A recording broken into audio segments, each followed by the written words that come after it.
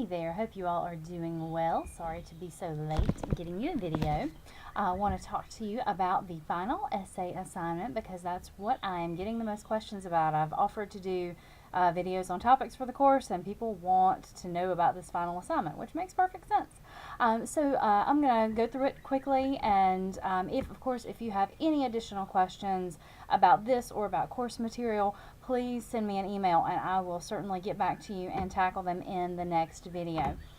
So you have the three options, of course. Remember, you're only choosing one. So the first option is a literary analysis. And those of you who are doing that have selected some really good books. There's a book list on our site. So the idea here is to very briefly summarize the text. And you should be making a sort of argument about how this book features Southern culture, okay? So select a couple of elements that are featured in the book. I give you a list of those in the assignment: Southern family relationships, class, race, racism, religion and church, gender roles, things that we've talked about in the course, some of these major concepts. And give examples of how these elements are presented in the book and analyze what this book says about Southern culture, okay? Similar to what you did with your film essay, except you would be working with a book and you would be going more in depth. I did give you a ballpark of 4 to 5 double-space type pages. With this essay, you do not have to do outside research. It's perfectly fine to focus on the book and for you to make your own argument. You should provide information, you should provide quotations from the book to support your claims, and you're welcome to use our Southern Culture textbook as well. I expect you to essentially show me in this final essay what you've learned in our course. So the next option is the oral history. This is a fun one. So you should create some questions. You should interview a Southerner of at least 65 years of age, and I ask you to go beyond your immediate family, not just your mom or dad, but go find someone else. And do this interview. You can do it in person or you can do it over Skype. You can do it by telephone if you absolutely have to. I just find that better conversations happen face-to-face in many cases.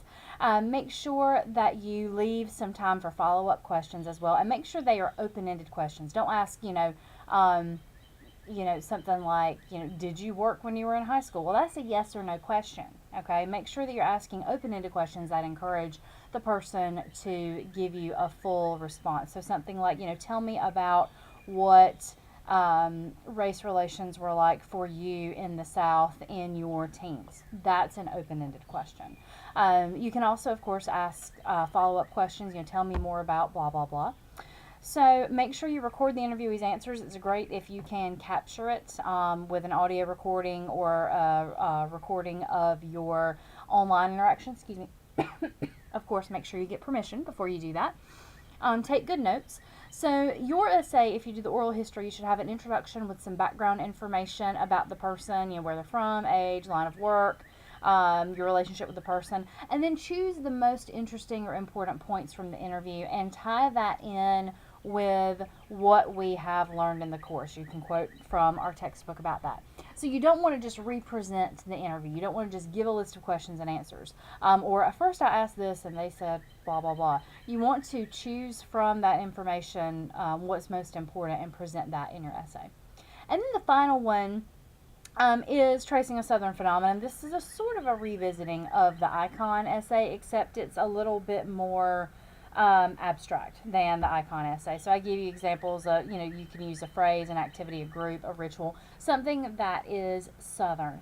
So you should research this phenomenon using reliable sources. Don't just use the general internet, okay? This is when you want to go get in those databases, look at the things that our library has to offer, look at the resources that I have posted on the site, identify the origins, the evolution, what is it that makes it Southern, and talk about how it relates to those major topics, agrarian culture, class, gender roles, etc., that we've talked about this semester.